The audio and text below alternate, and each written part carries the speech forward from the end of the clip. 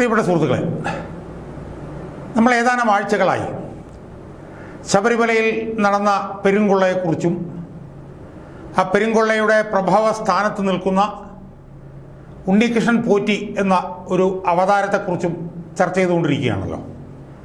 ശബരിമല എന്ന് പറയുന്ന ഹിന്ദുക്കളുടെ ഏറ്റവും പ്രധാനപ്പെട്ട ഒരു ആരാധനാലയത്തിൽ അവിടുത്തെ ദേവസ്വം ഭരണാധികാരികളുടെയും ദേവസ്വം ഉദ്യോഗസ്ഥന്മാരുടെയും ഒക്കെ ഒത്താശയോടുകൂടി അവിടെ നുഴഞ്ഞു കയറിയ ഒരു കഥാപാത്രം, അല്ലെങ്കിൽ അവിടെ നുഴഞ്ഞു കയറിയ ഒരു അവതാരം, അയാൾ ശബരിമല അയ്യപ്പനെ പോലും കൊള്ളയടിച്ചു കൊണ്ടുപോകുമോ എന്നുള്ള ഒരു സംശയത്തിലേക്കാണ് ഇപ്പോൾ കാര്യങ്ങൾ എത്തിച്ചേർന്നിരിക്കുന്നത്. ആ ഉണ്ണികൃഷ്ണൻ പോറ്റി എന്ന അവതാരത്തെ ചുറ്റിപ്പറ്റി ഞെട്ടിക്കുന്ന കഥകളാണ് നമ്മളിപ്പോൾ കേട്ടുകൊണ്ടിരിക്കുന്നത്. ആ അവതാരത്തിന് ആ ശബരിമലയിൽ ഈ കൊള്ള മുഴുവൻ നടത്താൻ ഒത്താശ ചെയ്തു കൊടുത്തത്, അല്ലെങ്കിൽ ആ അവതാരത്തിനോടൊപ്പം ആ കൊള്ളയുടെ ഗൂഢാലോചനയിൽ പങ്കുചേർന്നത് ശബരിമലയിലെ ഉദ്യോഗസ്ഥന്മാർ മാത്രമല്ല, ശബരിമല ഭരിക്കുന്ന CPM-ൻ്റെ നേതൃത്വത്തിലുള്ള ദേവസ്വം ബോർഡ് കൂടിയാണ് എന്നുള്ളത് ഇപ്പോൾ പെട്ടെന്ന് തന്നെ പുറത്തു വന്നുകൊണ്ടിരിക്കുകയാണ്. ശബരിമലയിലെ ഭരണാധികാരികൾ തന്നെ ഈ ഗൂഢാലോചനയിൽ വലിയ പങ്ക് വഹിച്ചിട്ടുണ്ട് എന്നും, ഈ അവതാരത്തെ ഏറ്റവും കൂടുതൽ സഹായിച്ചതും ശബരിമലയിൽ കൊള്ള നടത്താനുള്ള ഒത്താശ ചെയ്തതും ഗൂഢാലോചന നടത്തിയതുമൊക്കെ ശബരിമലയിലെ ഭരണാധികാരികളാണ് എന്നുള്ള നിലയിലേക്കുള്ള വിവരങ്ങളാണ് ഇപ്പോൾ പുറത്തു വന്നുകൊണ്ടിരിക്കുന്നത്. സുഹൃത്തുക്കളെ, ഈ പശ്ചാത്തലത്തിൽ കേരളത്തിൻ്റെ നിയമമേഖലയെ ഇതുപോലെ കുരുക്കിലാക്കാൻ ശ്രമിക്കുന്ന, കേരളത്തിലെ കോടതികളിലിരിക്കുന്ന ന്യായാധിപന്മാരെ കുരുക്കിലാക്കാൻ ശ്രമിക്കുന്ന, അവരെ ഉപയോഗിച്ചുകൊണ്ട്, അവരെ ദുരുപയോഗപ്പെടുത്തിക്കൊണ്ട്, അവരറിയാതെ, ഇപ്പം ശബരിമലയിൽ ഭരണാധികാരികൾ അറിഞ്ഞുകൊണ്ടാണ് ഈ ഗൂഢാലോചന നടക്കുന്നതെങ്കിൽ, കേരളത്തിലെ കോടതികളിൽ ഒരവതാരം നുഴഞ്ഞു കയറി വലിയൊരു ഗൂഢാലോചന നടത്തിക്കൊണ്ടിരിക്കുകയാണ്. പക്ഷേ ആ ഗൂഢാലോചനയിൽ ബഹുമാനപ്പെട്ട ന്യായാധിപന്മാർ അറിഞ്ഞുകൊണ്ടല്ലാതെ പങ്കാളികളാകുന്നുണ്ടോ എന്നുള്ളൊരു സംശയം ഞാൻ കഴിഞ്ഞ ദിവസം ഒരു വീഡിയോയിലൂടെ ചോദിച്ചിരുന്നു. കേരളത്തിൻ്റെ കോടതികളെ നിയന്ത്രിക്കാൻ ശ്രമിക്കുന്ന ഒരു അഭിഭാഷക അവതാരം, ആ അവതാരം കേരളത്തിലെ കോടതികളിലെ, അല്ലെങ്കിൽ കേരളത്തിലെ ഹൈക്കോടതിയിലെ ന്യായാധിപന്മാരെ, ആ ബഹുമാനപ്പെട്ട ന്യായാധിപന്മാരുടെ അറിവോടെയാണെന്ന് ഒരിക്കലും ഞാൻ വിശ്വസിക്കുന്നില്ല, അറിവോടെ അത് സംഭവിക്കുകയുമില്ല, അറിവോടെയല്ലാതെ ഈ അഭിഭാഷക അവതാരം തൻ്റെ നിക്ഷിപ്ത താല്പര്യങ്ങൾ സംരക്ഷിക്കാൻ ഉപയോഗിക്കുന്നുണ്ടോ എന്നുള്ള ഒരു സംശയമാണ് ഞാൻ ഏതാനും ദിവസങ്ങൾക്ക് മുമ്പ് ചെയ്ത ഒരു വീഡിയോയിലൂടെ ഞാൻ ചോദിച്ചത്. ഞാൻ ആ വീഡിയോയിലൂടെ പറഞ്ഞത്, ബഹുമാനപ്പെട്ട ന്യായാധിപന്മാർ അത് അറിഞ്ഞായിരിക്കുകയില്ല, പക്ഷേ ന്യായാധിപന്മാരെ ദുരുപയോഗം ചെയ്യാൻ വേണ്ടി ഒരു അഭിഭാഷക അവതാരം ഇറങ്ങി പുറപ്പെട്ടിട്ടുണ്ട്. അതുകൊണ്ട് ആ അഭിഭാഷക അവതാരത്തിൽ നിന്ന് ന്യായാധിപന്മാർ അകലം പാലിക്കണം എന്ന് പറഞ്ഞുകൊണ്ടൊരു വീഡിയോ ഞാൻ ഏതാനും ദിവസങ്ങൾക്ക് മുമ്പ് ചെയ്തിരുന്നു. ആ വീഡിയോ വലിയ ചലനങ്ങൾ സൃഷ്ടിച്ചു എന്നാണ് എനിക്ക് മനസ്സിലാക്കാൻ സാധിച്ചത്. അഭിഭാഷകർ, ന്യായാധിപന്മാർ ഈ അഭിഭാഷക അവതാരത്തിൻ്റെ ദുരുദ്ദേശം മനസ്സിലാക്കിയിട്ടുണ്ട് എന്നാണ് ഞാൻ മനസ്സിലാകുന്നത്. അവർ ഇയാളുടെ നിശ്ചിത താല്പര്യങ്ങളുടെ കുരുക്കിൽ ഈ അഭിഭാഷക അവതാരത്തിൻ്റെ ചതിക്കുഴിയിൽ വീഴാതിരിക്കാൻ കേരളത്തിലെ ന്യായാധിപന്മാർ വലിയ തോതിൽ ശ്രദ്ധിക്കാൻ തീരുമാനിച്ചിട്ടുണ്ട് എന്നുള്ള വിവരമാണ് എനിക്ക് ലഭിക്കുന്നത്. ഒരു ഭാഗത്ത് വലിയൊരു വിഭാഗം അഭിഭാഷകർ ഈ ന്യായാധിപ അവതാരത്തിൻ്റെ നീചമായിട്ടുള്ള പ്രവർത്തനങ്ങൾ, അയാളുടെ നിക്ഷിപ്ത താല്പര്യങ്ങൾ സംരക്ഷിക്കാൻ അയാൾ നടത്തുന്ന ശ്രമങ്ങൾ, അതൊക്കെ കണ്ട് മനംനൊന്ത് കഴിഞ്ഞിരുന്ന വലിയൊരു വിഭാഗം അഭിഭാഷകർക്ക് എൻ്റെ വീഡിയോയിലൂടെ ഈ കാര്യങ്ങൾ ഞാൻ പൊതുമണ്ഡലത്തെ അറിയിച്ചതിൽ അവർക്ക് വളരെയധികം സന്തോഷവും തൃപ്തിയും ഉണ്ടായിട്ടുണ്ട് എന്നുള്ള വിവരവും എനിക്ക് ലഭിച്ചിട്ടുണ്ട്. സുഹൃത്തുക്കളെ, ഞാൻ ആ വിഷയത്തിൽ ഒരു വീഡിയോ കൂടി ചെയ്യാൻ ശ്രമിച്ചതിനൊരു കാരണമുണ്ട്. ഒരു വീഡിയോ കൂടി ഞാൻ ചെയ്യാൻ ശ്രമിക്കുകയാണ്. അതാണ് ഈ വീഡിയോ. എന്താണെന്ന് ചോദിച്ചാൽ, ഈ അഭിഭാഷക അവതാരം, അയാളുടെ പേര് നാഗരാജ നാരായണൻ എന്നാണ് എന്ന് ഞാൻ നേരത്തെ പറയുകയുണ്ടായി. തിരുവനന്തപുരത്ത് ലോ അക്കാഡമി ലോ കോളേജ് എന്ന് പറയുന്ന ഒരു സ്വകാര്യ നിയമവിദ്യാലയം ഒരുപാട് വിവാദങ്ങളുണ്ട്. വിവാദങ്ങളുടെ വിശദാംശങ്ങളിലേക്ക് ഞാൻ പോകുന്നില്ല.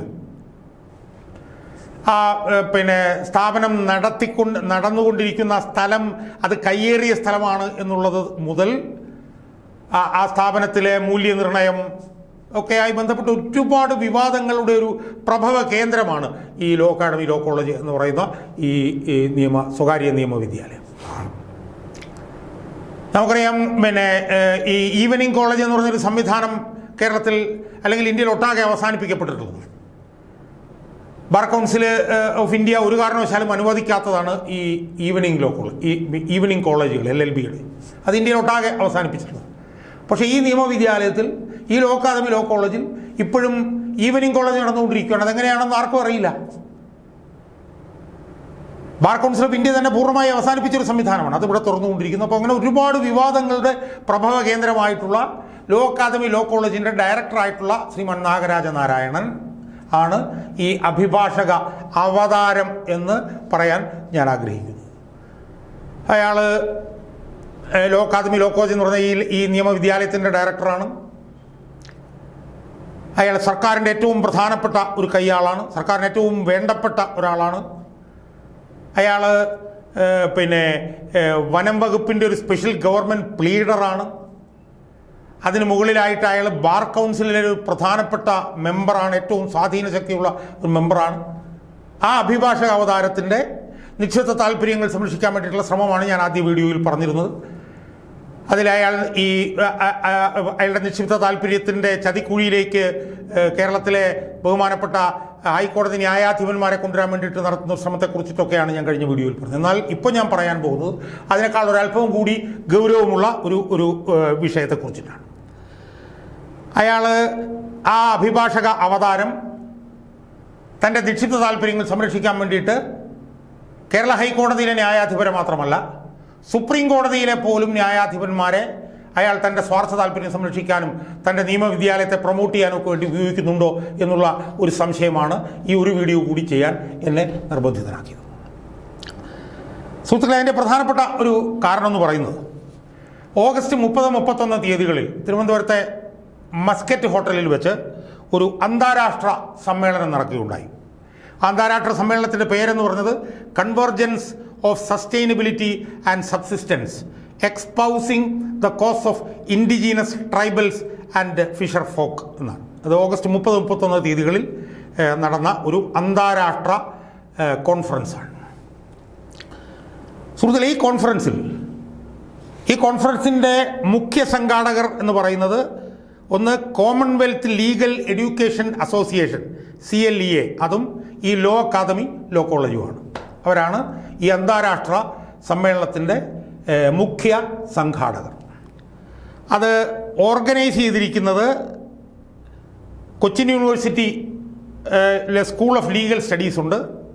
അതുപോലെ തന്നെ saint Dominic college of law Kanjirappally, അതൊരു സ്വകാര്യ ലോ കോളേജാണ് എന്നാണ് ഞാൻ മനസ്സിലാക്കുന്നത്, അവരുണ്ട്. പിന്നെ centre for advanced legal studies and research, അത് ഈ ലോ അക്കാദമി എന്ന് പറയുന്ന സ്ഥാപനത്തിൻ്റെ ഒരു സഹസ്ഥാപനമാണ്.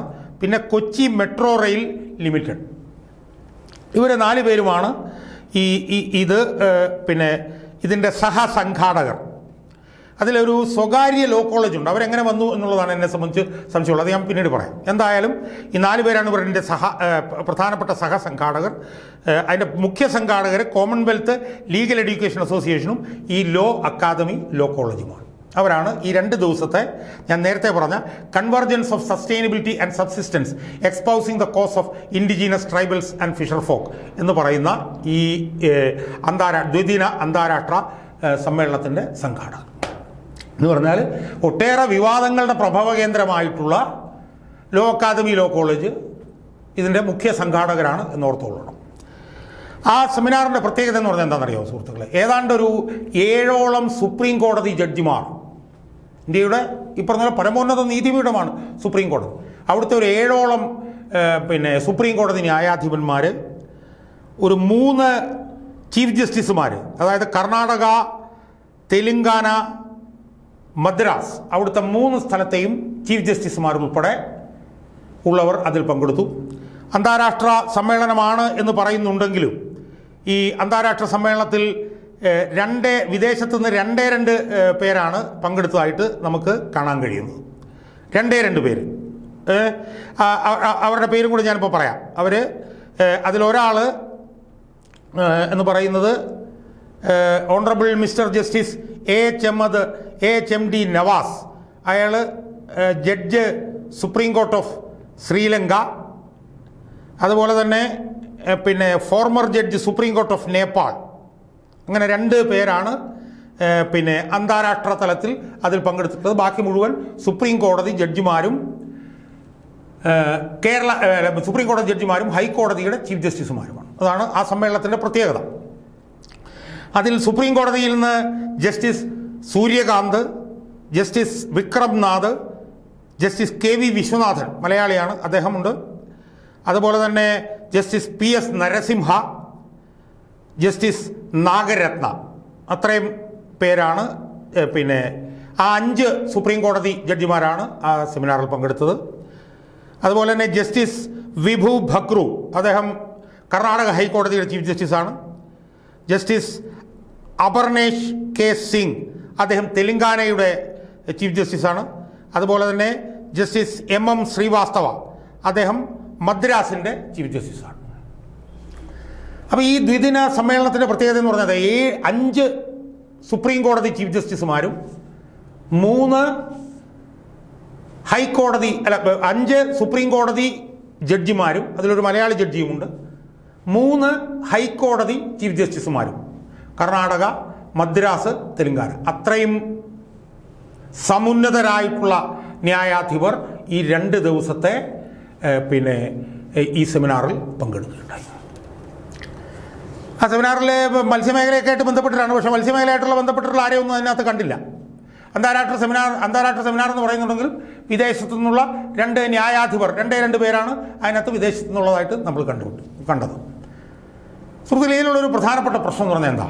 ഇതിലുള്ള പ്രധാനപ്പെട്ട പ്രശ്നം, ഇതിൻ്റെ മുഖ്യ സംഘാടകരിൽ ഒന്നായിട്ടുള്ള ലോ അക്കാദമി ലോ കോളേജ് ഒരുപാട് വിവാദങ്ങളുടെ പ്രഭവ സ്ഥാനത്ത് നിൽക്കുന്ന ഒരു സ്ഥാപനമാണ്. ഒരുപാട് വിവാദങ്ങൾ. ആ വിവാദങ്ങളുടെ പ്രഭവസ്ഥാനത്ത് നിൽക്കുന്ന സ്ഥാപനത്തിൻ്റെ ഡയറക്ടറായിട്ടുള്ള ഞാൻ നേരത്തെ സൂചിപ്പിച്ച ഈ അഭിഭാഷക അവതാരമാണ് അതിൻ്റെ മുഖ്യ സംഘാടകൻ. അത് നടത്തുന്നത് പൊതുവിൽ നോക്കിയാൽ സംസ്ഥാന സർക്കാരാണ്. സംസ്ഥാന സർക്കാരിൻ്റെ ഏറ്റവും വേണ്ടപ്പെട്ടയാളാണ് ഈ നാഗരാജ നാരായണൻ. വനം വകുപ്പിൻ്റെ സ്പെഷ്യൽ ഗവൺമെൻറ് പ്ലീഡറുമാണ്. അപ്പം സംസ്ഥാന സർക്കാരിന് ഏറ്റവും വേണ്ടപ്പെട്ടയാൾ, ഒരുപാട് വിവാദങ്ങളുടെ പ്രഭവ കേന്ദ്രമായിട്ടുള്ള ഒരു സ്വകാര്യ നിയമവിദ്യാലയം, അവർ നടത്തുന്ന ഒരു ദ്വിദിന സമ്മേളനത്തിലാണ് 5 പ്രധാനപ്പെട്ട സുപ്രീം കോടതി ന്യായാധിപന്മാരും 3 ഹൈക്കോടതി ചീഫ് ജസ്റ്റിസുമാരും വന്ന് പങ്കെടുക്കുന്നത്. സുഹൃത്തുക്കളെ, ഞാൻ ഈ കേരള ലോ അക്കാദമിയുടെ ഫേസ്ബുക്കിലൊക്കെ നോക്കുമ്പോൾ അതിൽ നിരന്തരം ഈ കോൺഫറൻസിനെ കുറിച്ചിട്ടുള്ള വിവരങ്ങൾ വരികയാണ്. ഈ കോൺഫറൻസിന് ഏതാണ്ട് 1 മാസം മുമ്പ് മുതൽ തന്നെ 25 ദിവസം കഴിഞ്ഞ് 24 ദിവസം 23 ദിവസം എന്നൊക്കെ പറഞ്ഞിട്ട് എല്ലാ ദിവസവും ഈ വിവാദം സൃഷ്ടിച്ച ഈ നിയമവിദ്യാലയത്തിൻ്റെ ഫേസ്ബുക്ക് ഹാൻഡിലുമൊക്കെ ഈ ന്യായാധിപരുടെ പടം ഇങ്ങനെ നിരന്തരം വന്നുകൊണ്ടിരിക്കുകയാണ്. അപ്പം അതിലൂടെയെല്ലാം നാഗരാജ നാരായണൻ എന്ന് പറഞ്ഞ അഭിഭാഷക അവതാരം എന്താ ശ്രമിക്കുന്നത്? തൻ്റെ സ്ഥാപനത്തെ ഇവരുടെ എല്ലാം പേരുപയോഗിച്ചുകൊണ്ട് പ്രൊമോട്ട് ചെയ്യാൻ വേണ്ടിയിട്ടാണ് അതിൽ ശ്രമിച്ചുകൊണ്ടിരിക്കുന്നത്. കാരണം പുറമേ ഉള്ളവർ നോക്കുമ്പോൾ ലോ അക്കാദമി ലോ കോളേജിൻ്റെ പരിപാടിയിൽ ഈ പറഞ്ഞ ഇത്രയും സുപ്രീം കോടതി ന്യായാധിപർ പങ്കെടുക്കുന്നു, ഹൈക്കോടതി ചീഫ് ജസ്റ്റിസുമാർ പങ്കെടുക്കുന്നു. അപ്പോൾ സ്വാഭാവികമായും അത് അയാളുടെ നിക്ഷിപ്ത താല്പര്യത്തിന് അയാൾക്ക് ഉപയോഗിച്ചുകൂടെ സുഹൃത്തുക്കളെ? എന്ന് മാത്രമല്ല, ഏറ്റവും കൂടുതൽ അവമതിക്കപ്പെട്ട് നിൽക്കുന്ന സംസ്ഥാന സർക്കാരിൻ്റെ അവസാന വർഷം അവർ സംഘടിപ്പിക്കുന്ന ഒരു പരിപാടിയിൽ സുപ്രീം കോടതി ജഡ്ജിമാരും ഒക്കെ വരികയാണ്. സർക്കാർ പ്രതിസ്ഥാനത്ത് നിൽക്കുന്ന ഒരുപാട് കേസുകൾ സുപ്രീം കോടതിയിലും ഈ തെലങ്കാനയിലും ഈ മദ്രാസിലും പിന്നെ കർണാടകത്തിലൊക്കെ ഉള്ള ഹൈക്കോടതികളിലൊക്കെ ചെല്ലാൻ പോവുകയാണ്. അങ്ങനെ ചെല്ലുന്ന സമയത്താണ് ഈ ന്യായാധിപർ നിർഭാഗ്യവശാൽ അവരാരും അറിയാതെ ഈ വിവാദം സൃഷ്ടിച്ച ഈ സ്ഥാപനത്തിൻ്റെ ആതിഥേയരായി വരുന്നത്. അവർ പാവപ്പെട്ട ന്യായാധിപർക്ക് ഇതുപോലെ അറിയാവോ സുഹൃത്തുക്കളെ? അവർക്ക് ഈ ലോ അക്കാദമി ലോ കോളേജ് വിവാദം സൃഷ്ടിച്ച ഒരു സ്ഥാപനമാണെന്ന് അവർക്കറിയാമോ? അവർക്കറിയാമോ ഈ നാഗരാജ നാരായണൻ ഒരു അഭിഭാഷക അവതാരമാണെന്ന്? അവരതൊന്നും അറിയാതെ വന്ന് അവർ ഈ ആതിഥ്യം സ്വീകരിച്ചിട്ട് അവർ പോവുകയാണ്. പക്ഷെ അതെല്ലാം തൻ്റെ നിക്ഷിപ്ത താല്പര്യങ്ങൾക്ക് വേണ്ടി ഉപയോഗിക്കാൻ വേണ്ടിയിട്ട് ഇയാൾ ശ്രമിക്കുകയാണ്. ഇപ്പം നമ്മൾ കേൾക്കുന്നത് ലോ അക്കാദമി ലോ കോളേജിലെ അലൂമിനി ആയിട്ടുള്ള റിട്ടയർ ചെയ്തിട്ടുള്ള സുപ്രീം കോടതി ന്യായാധിപന്മാരൊക്കെ അടങ്ങുന്ന ഒരു വലിയ വാട്സാപ്പ് ഗ്രൂപ്പ് ഈ നാഗരാജ നാരായണൻ എന്ന് പറഞ്ഞ ഈ അഭിഭാഷക അവതാരം കൈകാര്യം ചെയ്യുന്നുണ്ട് എന്നും അതുപയോഗിച്ച് അയാളുടെ നിക്ഷിപ്ത താല്പര്യങ്ങൾ സംരക്ഷിക്കാൻ അയാൾ ശ്രമിക്കുന്നുണ്ട് എന്നൊക്കെയുള്ള ആരോപണങ്ങൾ നമ്മൾ ഉയർന്നു കേൾക്കുന്നുണ്ട്. കേരളത്തിൽ നിന്ന് റിട്ടയർ ചെയ്ത ഒരു സുപ്രീം കോടതി ന്യായാധിപൻ, ഒരുപക്ഷെ അദ്ദേഹം അറിഞ്ഞതായിരിക്കുമെന്ന് എനിക്ക് തോന്നുന്നില്ല, അദ്ദേഹം ഈ വാട്സാപ്പ് ഗ്രൂപ്പിൻ്റെ ഒരു ഭാഗമാണ് എന്ന് കേൾക്കുന്നുണ്ട്. ഈ നാഗരാജ നാരായണൻ ആ വാട്സാപ്പ് ഗ്രൂപ്പ് ഉപയോഗിച്ചുകൊണ്ട് തൻ്റെ സ്വാർത്ഥ താല്പര്യങ്ങൾ സംരക്ഷിക്കാൻ ശ്രമിക്കുന്നു എന്നുള്ള നിലയിലുള്ള വലിയ തോതിലുള്ള സംസാരം അഭിഭാഷകരുടെ ഇടയിൽ ഉയരുന്നുണ്ട് സുഹൃത്തുക്കളെ. അതുകൊണ്ട് എനിക്ക് കഴിഞ്ഞ വീഡിയോയിൽ പറഞ്ഞതുപോലെ ഈ വീഡിയോയിൽ എനിക്ക് ബഹുമാനപ്പെട്ട ന്യായാധിപന്മാരോട് ഈ ലോ അക്കാദമി ലോ കോളേജിൻ്റെ പരിപാടിയിൽ വന്ന് പങ്കെടുക്കുന്ന, അയാളുടെ നിക്ഷിപ്ത താല്പര്യങ്ങളും സ്വാർത്ഥ താല്പര്യങ്ങളും അറിയാതെ വന്ന് പങ്കെടുക്കുന്ന ഈ ന്യായാധിപന്മാരോട് എനിക്ക് പറയാനുള്ളത്, ഇയാളൊരു അഭിഭാഷക അവതാരമാണ്. ഇയാളെ സൂക്ഷിക്കണം, ഇയാളെ ശ്രദ്ധിക്കണം. ഇയാൾ ഇവിടുത്തെ സംസ്ഥാന സർക്കാരിൻ്റെ കയ്യാളാണ്, കോടാലി കൈയാണ് എന്നുള്ളത് ബഹുമാനപ്പെട്ട ന്യായാധിപന്മാർ ശ്രദ്ധിക്കണം. ഇയാളുടെ സ്ഥാപനവുമായി ബന്ധപ്പെട്ട് ഒരുപാട് ആരോപണങ്ങൾ ഉള്ളതാണ് എന്നുള്ള കാര്യം ഈ ന്യായാധിപന്മാർ, സുപ്രീം കോടതി ന്യായാധിപന്മാർ അറിയണം. ഒരുപാട് വിവാദങ്ങളുടെ പ്രഭവ കേന്ദ്രമാണ് ഈ ലോ അക്കാദമി എന്നുള്ള കാര്യം ബഹുമാനപ്പെട്ട സുപ്രീം കോടതി ന്യായാധിപന്മാർ അറിയണം. നാളെയും ഒരുപാട് വിവാദങ്ങൾ ഉയർന്നു വരാൻ സാധ്യതയുള്ളതാണ്. അതുകൊണ്ട് ദയവായി ഈ സുപ്രീം കോടതി ന്യായാധിപന്മാർ ഇനി ഈ അഭിഭാഷക അവതാരത്തിൻ്റെ കുരുക്കിൽ ചെന്നും വീഴരുത് എന്നും ഈ അഭിഭാഷക അവതാരവുമായി ബന്ധപ്പെട്ടുകൊണ്ട് ഇനി അകലം പാലിച്ച് സുപ്രീം കോടതിയിലെ ന്യായാധിപന്മാർ നിൽക്കാൻ പാടുള്ളൂ എന്നുമാണ് എനിക്ക് ആദ്യമായി വീഡിയോയിലൂടെ പറയാനുള്ളത്.